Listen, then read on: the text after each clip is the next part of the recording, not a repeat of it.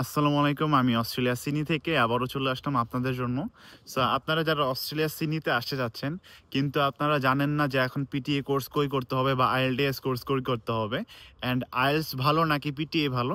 So এই নিয়ে কিন্তু আমি জাস্ট একটা শর্ট ভিডিও বানাবো আজকে আপনাদের জন্য।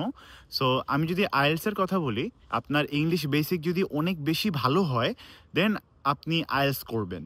তাছাড়া আপনি যদি আইএলটিএস করতে যান একটা মিডিয়াম বেসিক নিয়ে, দেখা যাচ্ছে সেক্ষেত্রে কিন্তু আপনি প্রায় ৬ মাস, অ্যাটলিস্ট ৬ মাস আপনার লাগবে একটা আইএলটিএসে ভালো স্কোর উঠাইতে, যদি আপনার ইংলিশে বেসিকটা একটু উইক থাকে।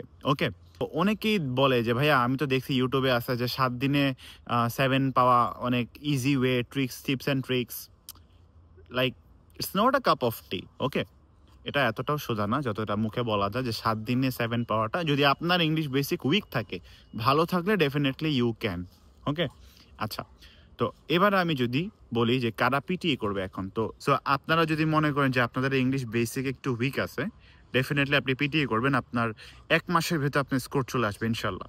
সো যাদের ইংলিশে বেসিক উইক, স্পিকিংয়ে কথা বলতে ভয় লাগে, আপনারা কিন্তু অ্যাজ সুন অ্যাজ পসিবল হচ্ছে আমার নেক্সট পিটিএ ব্যাচে জয়েন করবেন। জুন মাসে কিন্তু ঈদের পরপরই আমরা ক্লাস স্টার্ট করছি ইনশাল্লাহ। সো আর দেরি না করে কিন্তু আপনারা পিটিএ কোর্সে জয়েন হয়ে আমাদের নেক্সট অস্ট্রেলিয়া সিডনি ইনটেকগুলোতে কিন্তু আপনারাও চলে আসতে পারবেন, অবশ্যই পারবেন।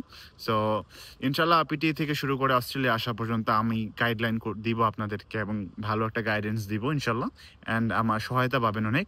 So without any further delay, just as soon as possible join the PTA course and ইনশাল্লাহ দেখা হবে ক্লাসরুমে। ওকে?